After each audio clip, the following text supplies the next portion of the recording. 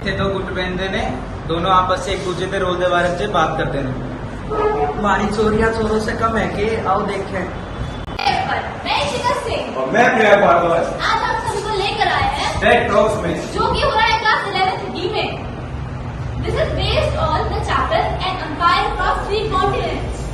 तो देखते हैं कि उस टाइम पे रोमन एम्पायर में रोल ऑफ वुमेन क्या था and let's see what is the thinking of new generation about it. तो आज देखते हैं लड़कों की थिंकिंग क्या है लड़कियों के लिए और लड़कियों की थिंकिंग क्या है लड़कों के लिए। So let's see what is the new generation's thinking about today's men. According to us, in ancient era, men get more privileges than women, but now our government support women than men. ये अब इनके विचार देख लेते हैं. The role of man in traditional society that men are the head of their household. ऐसा कुछ नहीं है। आज के टाइम पे लड़के घर का काम भी करते हैं और बाहर का भी करते हैं। This is just a myth. Just because of in the richer class of the societies, there are queens which control their families' privileges, and in the middle, this only happen in the middle class, and in the poor section, we can say in tribal societies, the females are the head of their tribal societies. That's why this is just a myth, and this is only successful for only middle class societies. Yes, this is so right, and kindly raise such points that are there in reality. ठीक है, don't give any suggestions. जो देख रहे हो, सुन रहे हो, वही बोलना. Fine. Let's move on to girls. Who is raising the third question? So what are your opinions now? पहले वुमेन्स को सिंपैथी दी जाती थी, लेकिन अब वुमेन्स को ज्यादा राइट दिए जा रहे हैं as compare to men. For example, why boys don't cry? Why boys don't cry? अरे कौन रोएगा? सॉरी, ये सोसाइटी ने ऐसी मेंटेलिटी बना रखी है कि लड़के रोते नहीं है। सोसाइटी के व्यवहार के कारण हमारा जो व्यवहार है वो इस तरीके से आगे आया है कि हम रो नहीं सकते औरों के सामने, तथा हम अकेले में रोते हैं ऐसा किसी को पता नहीं है ना।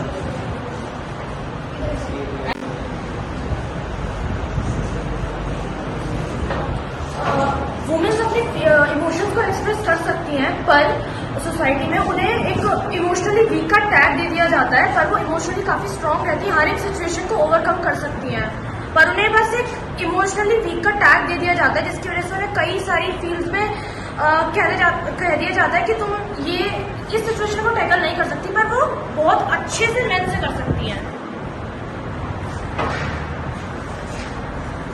हम समाज के सामने नहीं रोते तो ये मतलब थोड़ी है हम रोते नहीं है, हम भी रोते हैं। मारी के फीलिंग को नहीं। So let's see what the counter about this. आज के टाइम में दोनों लोकल गवर्नमेंट दोनों की सीट बराबर है। लड़कों और लड़कियों को इक्वल राइट्स है। According to the history, the women get more privileges just because of in the last 1,000 years, in 800 years of Mughal era and 200 years of British era, the women were suppressed the most. That's why they are getting more privileges now. This is the reason.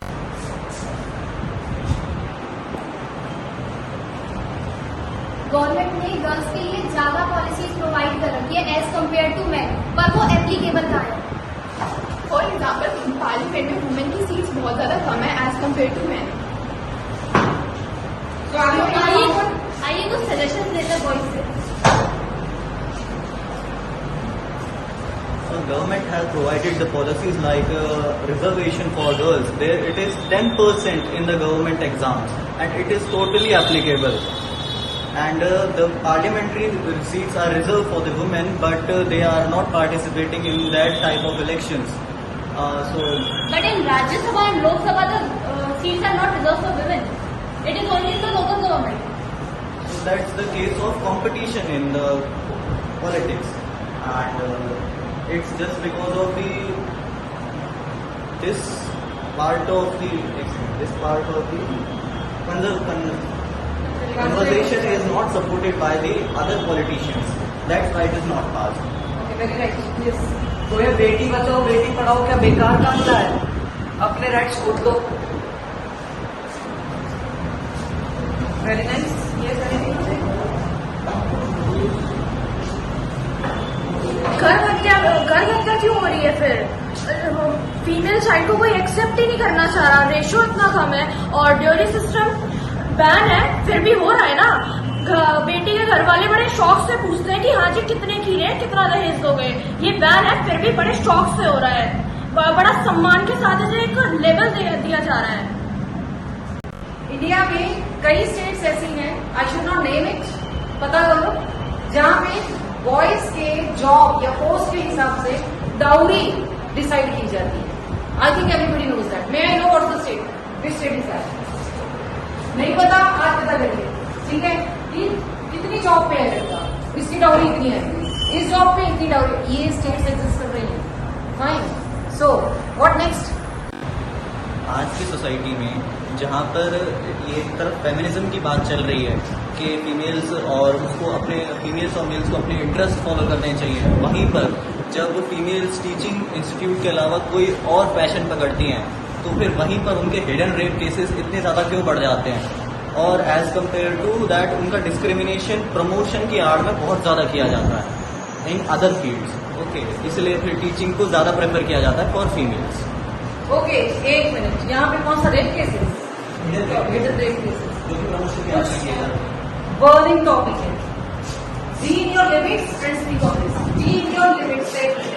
Rape cases ज़्यादा होते हैं लेकिन ना ये सारी चीज़ें बाहर नहीं आ पाती हैं एज कम्पेयर टू फीमेल के लिए. मतलब कि रैलीज निकाली जाती है, उनके लिए जस्टिस का वो होता है, लेकिन जो मेल्स के लिए कुछ भी नहीं होता है. मतलब उसकी तो न्यूज़ बाहर भी नहीं आती है बिल्कुल भी.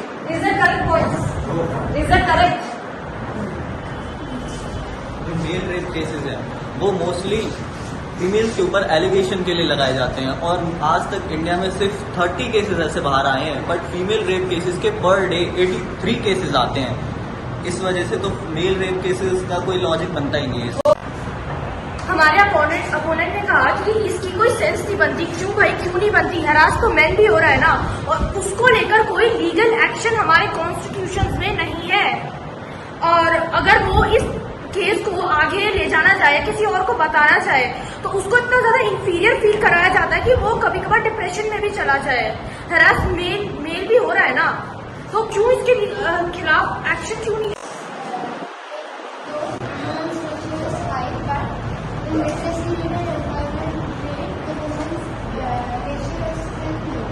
Compared to men.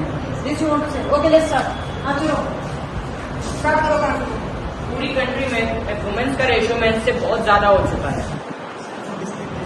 वुमेन का रेशियो मेन से मतलब नंबर्स में है ना, नंबर भी ज्यादा हो गया. Any girl to counter it side. Though the ratio of women is more, but still the literacy rate and employment women's ratio is still less. Anybody else? What she is saying कि आप लोग बोलो ना ये women का number ज्यादा हो चुका है. वो कह रहे हैं कि एम्प्लॉयमेंट रेट में वुमेन का रेट अभी भी कम है. Do you agree? तो ये आजकल स्कीम चल रही है बेटी बचाओ बेटी पढ़ाओ.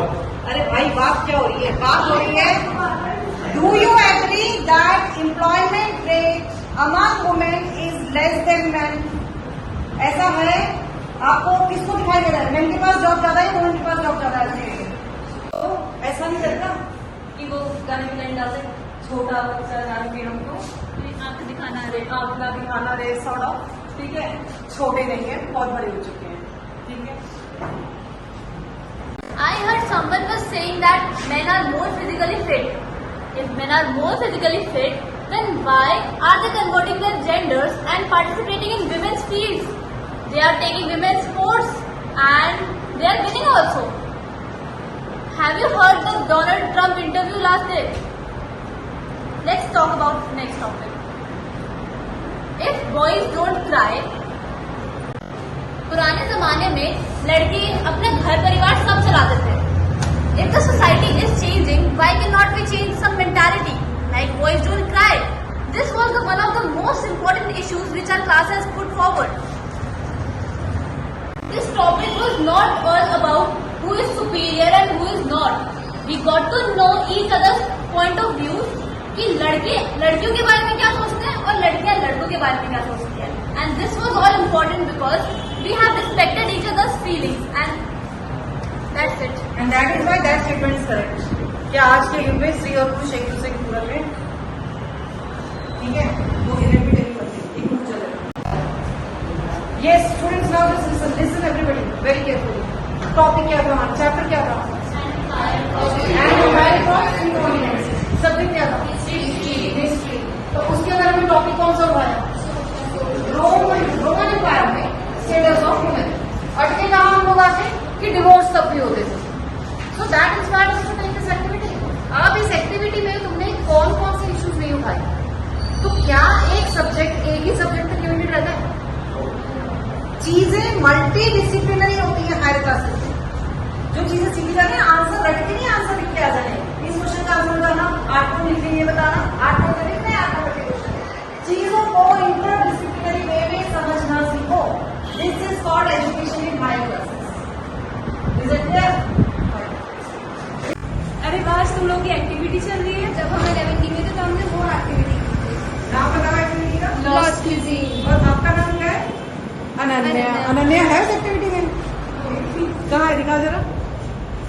नीचे वाली फोटो में बोर्ड के साइड में. ठीक है, बस चल हो गया.